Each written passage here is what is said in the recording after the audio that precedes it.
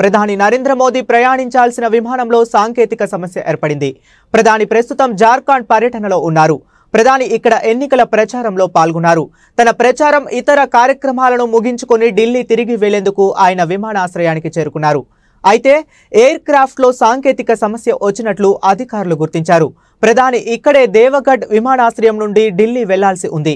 విమానంలో సాంకేతిక సమస్య కారణంగా తిరుగు ప్రయాణం ఆలస్యమైంది. జార్ఖండ్లో ఈ నెల 20న రెండో దశ అసెంబ్లీ ఎన్నికలు జరగనున్నాయి. ఈ నేపథ్యంలో ఆయన ఈ రోజు 2 ర్యాలీల్లో పాల్గొన్నారు.